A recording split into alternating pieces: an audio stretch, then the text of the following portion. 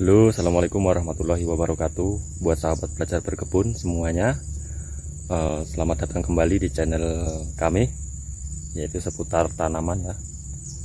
Kita membahas seputar tanaman kali ini, membahas pemupukan kelapa sawit agar berbuah lebat dan tidak berhenti berbuah ya. Seperti ini contohnya. Bagaimana sih caranya dan tip-tipnya supaya pohon kelapa sawit kita itu tetap berbuah terus, bahkan buahnya lebat seperti ini. Simak terus video ini sampai selesai ya teman-teman dan sahabat semua, bapak ibu yang ada di rumah ataupun di kebun juga. Selamat datang kembali. Buat teman-teman yang belum subscribe, silahkan subscribe dulu supaya tidak ketinggalan informasi seputar tanaman selanjutnya di channel ini ya. Oke teman-teman, langsung saja. Bagaimana sih tip-tipnya cara pemupukan yang benar? Pupuk apa saja yang sangat diperlukan oleh pohon kelapa sawit kita ini? Simak video ini sampai selesai.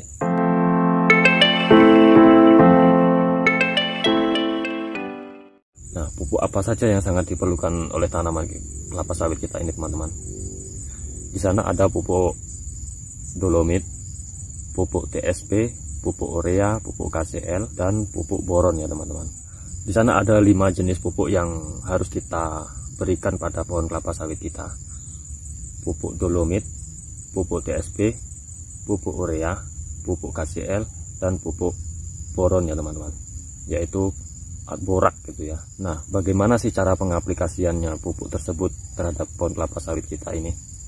Apakah perlu kita langsungkan dicampurkan jadi satu atau bagaimana? Kalau menurut pengalaman saya, lebih baik jangan dicampurkan ya teman-teman. Kita berikan setiap bulannya itu satu jenis pupuk. Dalam 5 jenis pupuk ini kita berikan sebulan sekali. Dalam tiap bulannya itu satu jenis pupuk ya teman-teman. Seandainya teman-teman semua itu mulai memupuknya awal tahun seperti Januari ya teman-teman, teman-teman harus berikan pupuk dolomit tersebut dahulu ya pada bulan Januari. Berapa sih dosisnya yang sesuai gitu kan? Kalau menurut pengalaman saya, dosisnya itu tidak usah banyak-banyak teman-teman. Kita berikan 1,5 kg sampai 2 kg itu sudah bagus. Di sana kita bisa menghemat operasional juga ya teman-teman.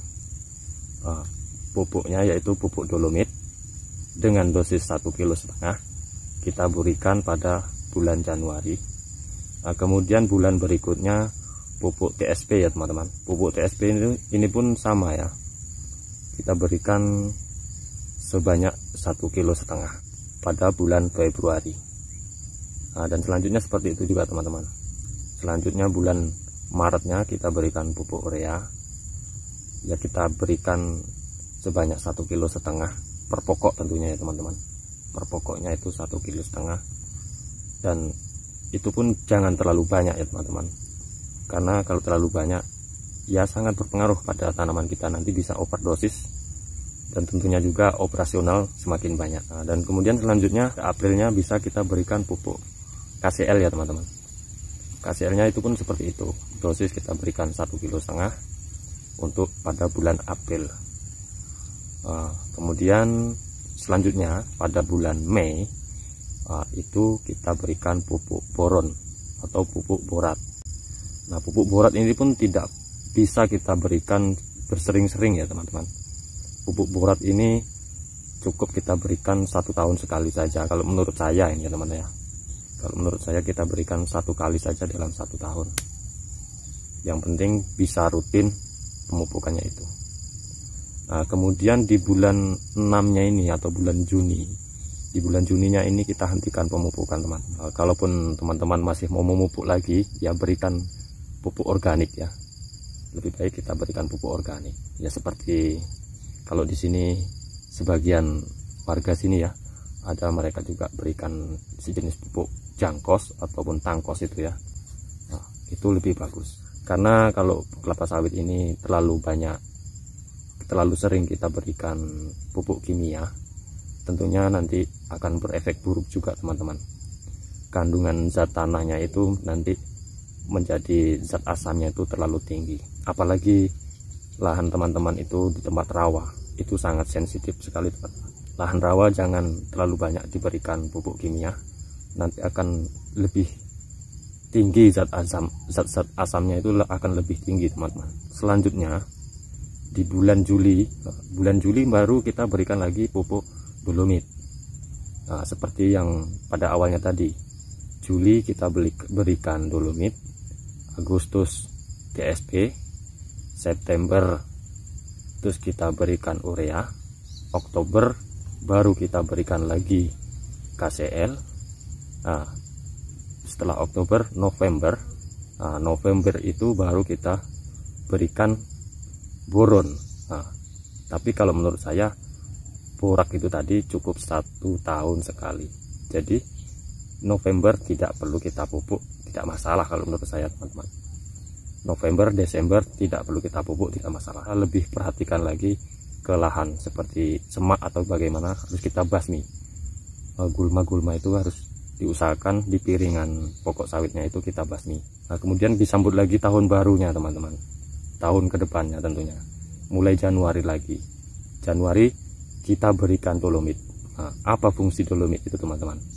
Dolomit itu tadi menetralisirkan tanah, supaya tanah itu tadi kan udah kita berikan pupuk-pupuk kimia tadi ya, TSP, ada urea, ada KCL.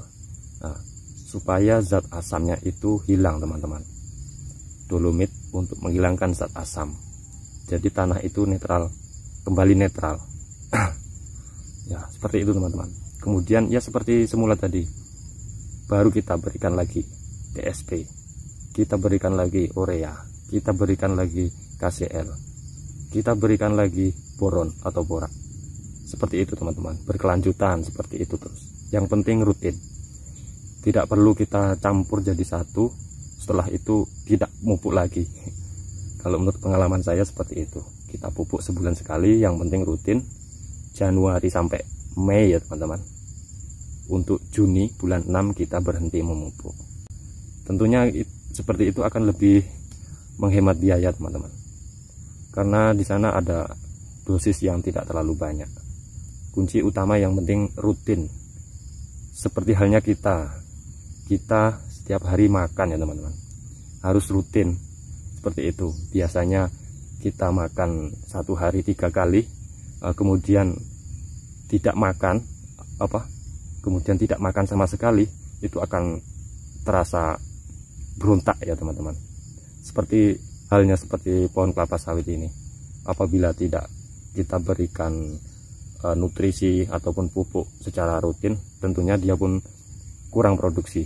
Apalagi sama sekali tidak kita berikan nutrisi ataupun makanan lah ibaratnya, supaya produksi, dia tidak akan mampu berproduksi apabila tidak ada nutrisi di pertumbuhan pot kelapa sawit itu.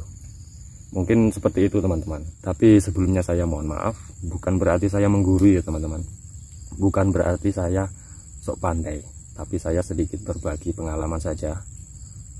Siapa tahu bisa menjadi suatu referensi ataupun suatu inspirasi buat teman-teman.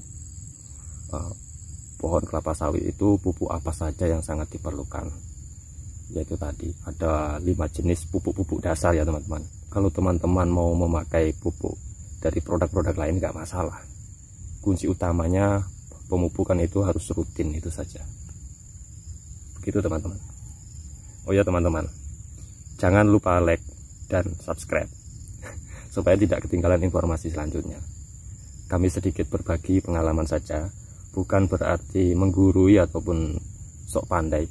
Saya hanya petani biasa, buruh kuli ya.